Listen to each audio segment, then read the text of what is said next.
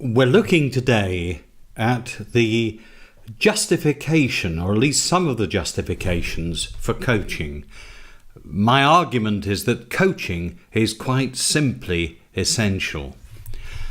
A major problem over the years has been that coaching has often been seen almost as a minority interest. It's for those who are a bit that way inclined, those who perhaps have a slight pastoral bent or might be seen as just softer in their style. Actually, that is so far from the truth. The argument I'm presenting is that coaching is a pedagogical process. It's at the root of how we learn, and it's also at the root of how we work with people as leaders. Another unfortunate issue that has to be dealt with at the beginning is that coaching is often understood as being remedial.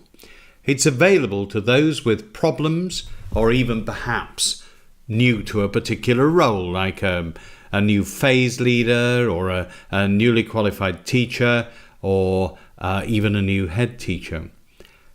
As a general rule, if you go to many of our profession, or indeed many wider than that, and say, well, would you like a coach? They'll say, why? What have I done? And this is such a travesty. And it's probably come out of the fact that if you use coaching extensively within an organization, then of course it can be expensive. So I really want to repudiate the idea that coaching is simply for those at a point of transformation or those who are really struggling with some issue. Now, we know that not all conversations are positive and constructive. Daily, weekly, monthly, whatever, we have conversations which either at the time or subsequently we realise have not got across what we needed to. We've simply not communicated.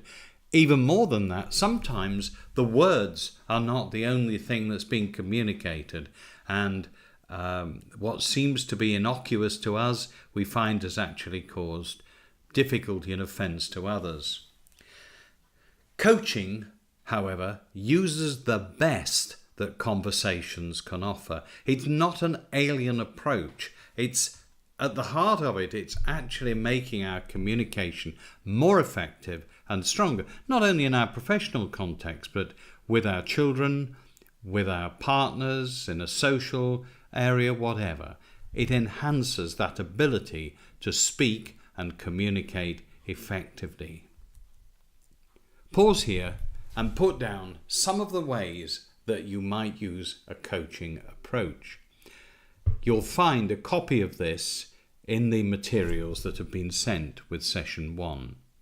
These are some that I prepared earlier, showing the kind of range that you can use coaching for. Working with a newly qualified teacher, so that you're not simply making them a clone of yourself. Challenging and building behaviours in a team. Very often we believe that teams will simply come together united in a common task.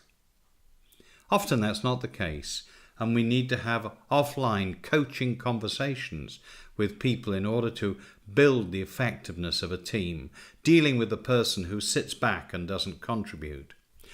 There's that issue of giving feedback. Later we'll look at a little bit more at feedback.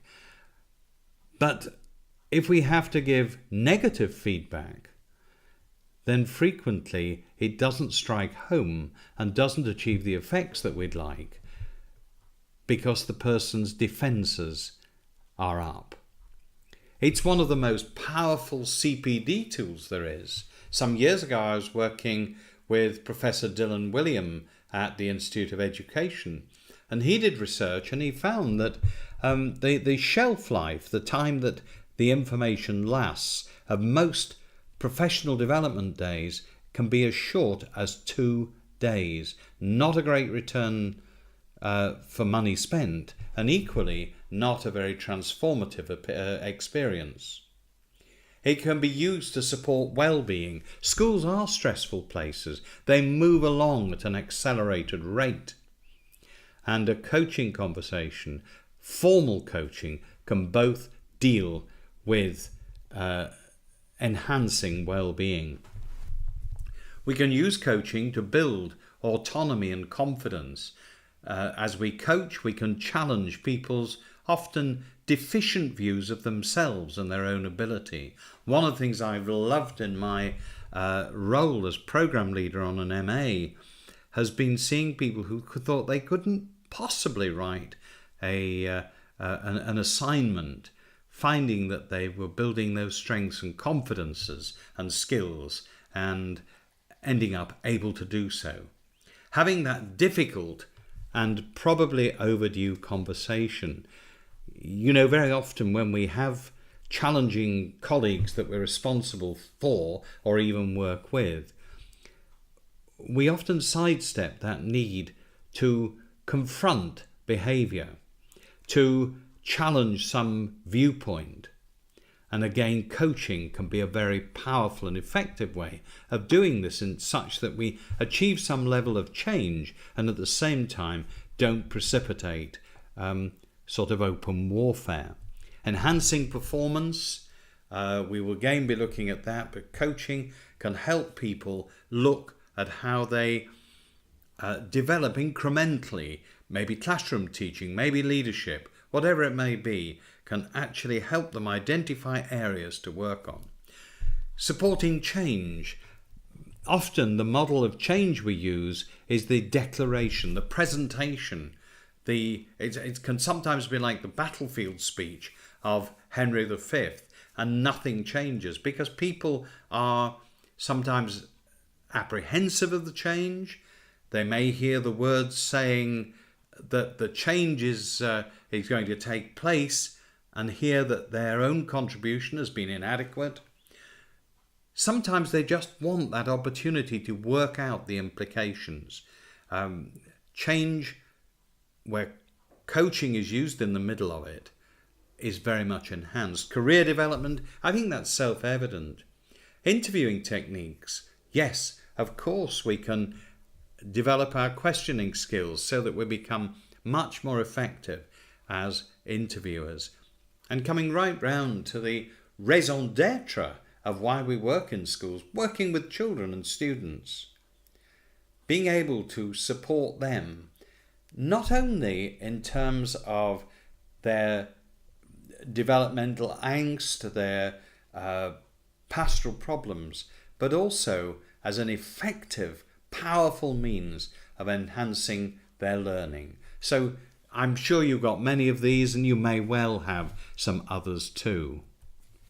Coaching isn't simply a pastoral approach, and this quote that was actually from John West Burnham in a book that John and I wrote in 2005 said that coaching, for a number of reasons, is a fundamental component of any movement towards personalizing learning. That makes sense, doesn't it? Because all learning is taking existing learning and adding new learning to it and reorganizing it. It's not that it's simply received as a block and somehow stacked on a cognitive shelf. So we're very clear that it belongs to that family of pedagogical processes, that family of learning approaches. And John in his comments said, it's a fundamental component, and he goes on to say it's probably one of the best personal learning and teaching strategies that there are. This is returning to the one we had on our chart, this issue of CPD. I'm not going to dwell on this, but we know from adult education, and this is a fairly old piece of research from Joyce and Showers, if we look at how we teach learners, we see various small improvements if you add a bit of demonstration or demonstration practice, a bit of feedback, and suddenly you get this massive leap of 65% if you add to all these other approaches the issue of coaching. It helps people organize their thinking. So what is coaching? Well, coaching has a number of dimensions. There are key skills, and we'll go into these over the next 2 sessions that we have together. Many people use a model, such as you may have heard of the one called GROW, and in our 4th session we'll explore these. But more than anything, it's about our personal beliefs and about how people think, learn and change. The relationship between the coach and the client, or the coach and the child, is not a Batman-Robin experience. It's not the superior dealing with the inferior. It's about respect. It's about actually engaging with people, believing passionately that within themselves they have resources and tools that can be brought out to solve problems, to engage with new learning, and to take on new challenges and have greater aspirations. Strangely enough, this morning when I recorded this, I went to see a friend whose battery was flat, and he said, "Oh, what do I do?" I'm afraid I slipped from the coaching approach and said, "Call the AA."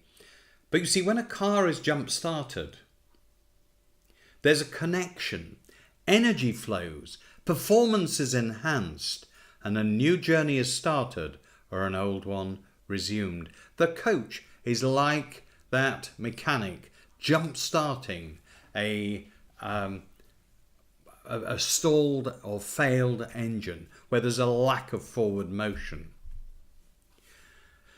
I'd like to ponder a few points, and these are quite, I think, quite interesting and quite foundational to the process of coaching. And these are: coaching is usually inductive, the issue of locus of control, a process called confirmation bias, and also readiness and capability. Let's look at these individually. You may have watched Sherlock Holmes. If you haven't, I'm sure you've been to the doctors. Either of these experiences relies on what is called deductive thinking. If I go to the doctor has this body of knowledge which he applies to my particular medical complaint, hopefully makes a diagnosis, and then from his fount of knowledge he offers some form of treatment, a prescription or whatever it may be. In the same way, Sherlock Holmes studies widely, writes papers here and there, and then comes to the crime scene, applies this plethora of knowledge to the situation that he's seeing, and says, this is a robbery that's been undertaken by a one-legged man with a handkerchief and who had an omelette for breakfast or whatever it might be. Now, strangely, in most cases, coaching is not deductive but inductive. Is there a difference? Well, yes, there is. What you do is start from the client's experience and build out from it. You start from their story and build from it. And so you're using their experience to generate learning rather than imposing your own understanding as a shortcut. Now, don't get me wrong, there are times when we do just need to say, I had an issue with my IT, and my youngest son, who works in IT, came round. I certainly didn't want him saying to me, "And how do you feel about this?" Actually, I wanted him to tell me how to fix it. But many things, many areas that we work in and work with, we need to start with the client's experience to be able to build outwards and learn from it. This is how many great teachers work. This is really foundational to coaching. And it would seem that we can tend to have either an internal locus of control or an external locus of control. If we have an external locus of control, we believe we are the victims of circumstance. Our situation is dictated by the actions of others, and so we don't really have any control. We don't have the option and the possibility of changing where we are and what we're doing. If we have an internal locus of control, our essential belief is that actually we may not like the situation. Who's going to do something about it? The answer is we are. A few years ago, I was doing some consultancy work in a school in South Bristol. And this was in the area where the tobacco factories had been.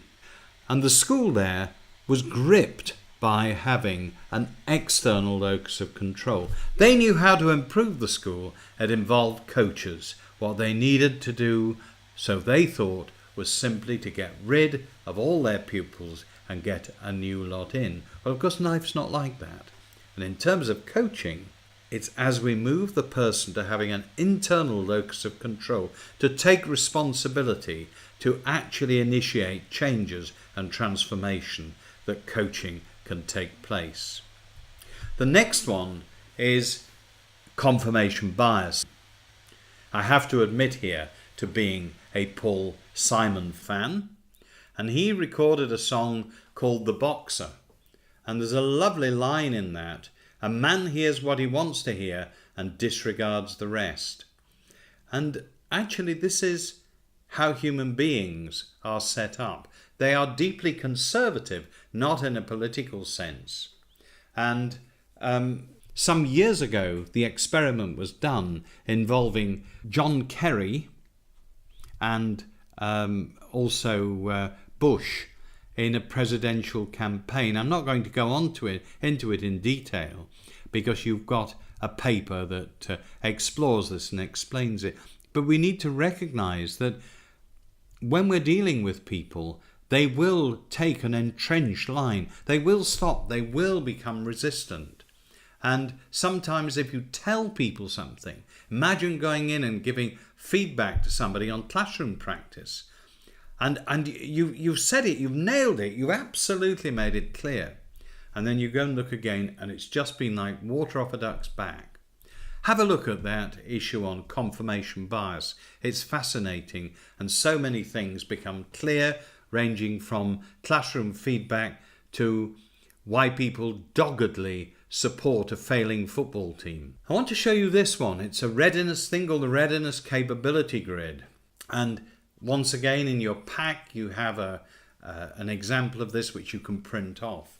When we think of performance, it has 3 dimensions to it. And we're talking of the performance of children, of athletes, of teachers, of leaders, politicians, anybody that you care to mention. And the 3 dimensions are direction, motivation, and skills. Now, picture here is of Mo Farah. And Mo Farah, an absolutely amazing runner, but he would lose hands down if he decided to run around the track in the opposite direction. So we need to be travelling in whatever activity or enterprise we're involved in the right direction. But we're looking at the other 2, motivation and skills. Let's have a look at the grid itself. Now I've relabeled them, and you could see there in red. Readiness is the same in this as motivation, and capability is the same as skills. Let's just go through the numbers. Let's imagine a newly qualified teacher.